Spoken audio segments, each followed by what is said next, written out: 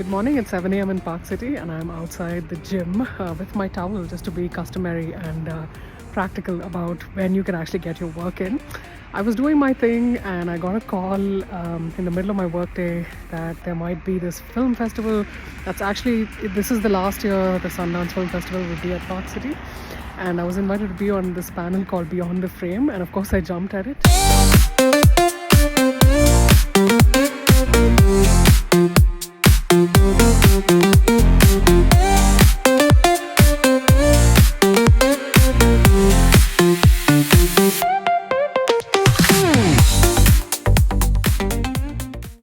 Anu, you talked about like some challenges you had in making Dispatch. Tell us about those.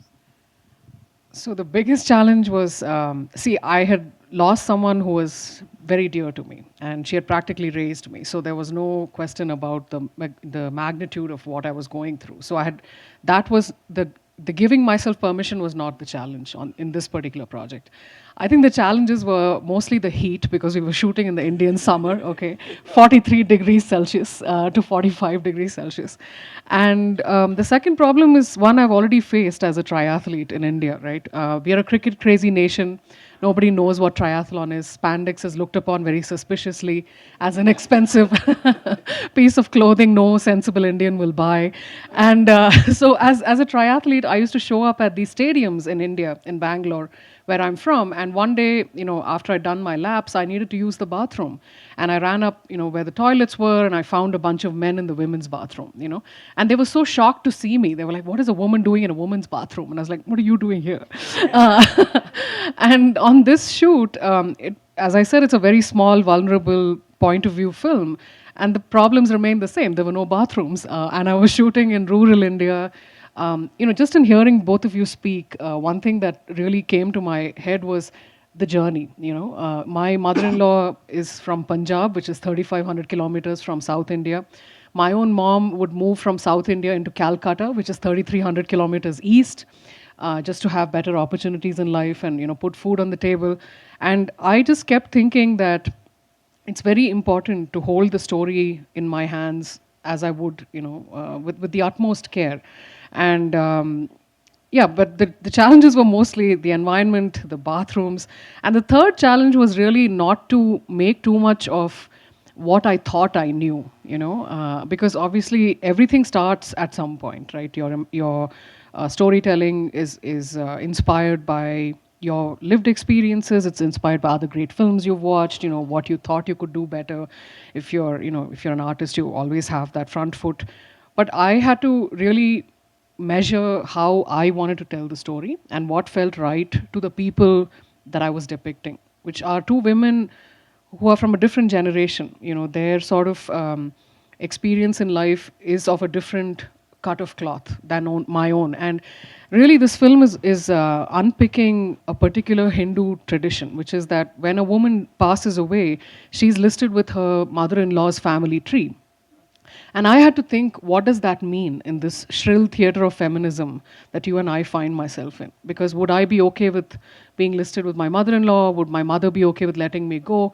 At the end of the day, my mother would be very glad to let me go. But more seriously, I just felt you cannot belong to anyone but yourself, and that is a point you have to arrive at.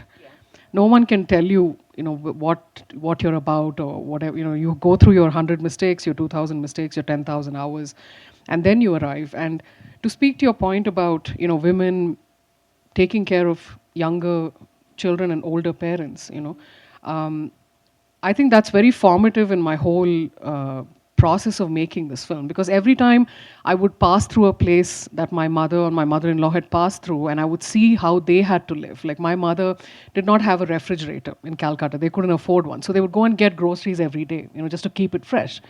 And I thought to myself, in today's world, with my refrigerator and my 100 devices, if I still find it difficult, to have a sense of belonging, then that's my problem, And yeah, exactly. So I really had to measure that a little bit and, tune my ears to that pressure of, being a certain way, of projecting a certain image. And I have unfortunately gone to film school, which, as a career student, I was very pregnant. I stuck out like a sore thumb. I couldn't understand half the things they were saying.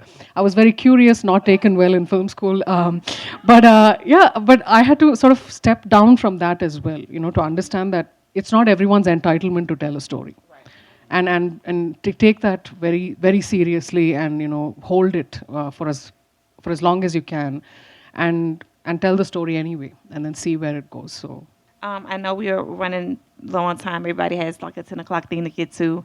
Um, is there anything that you all want to plug before we wrap up? So I just want to say, I was really delighted to be, asked to be here because I think I feel a little bit like an interplanetary explorer, going from, being a super nerd, who used to stick forks into toasters as an engineer, living completely up here in my head, and then becoming an athlete who lived completely in my body. And now, as an artist, I have to dwell in the emotional core. I just feel the one thing I do want to plug is, to give yourself permission.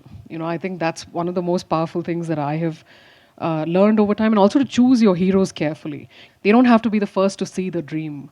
You could be that one too. And so, for me, just giving myself the permission has been the biggest lesson. And yes, when dispatch is made, I expect all of you to be in the room and whistling loudly.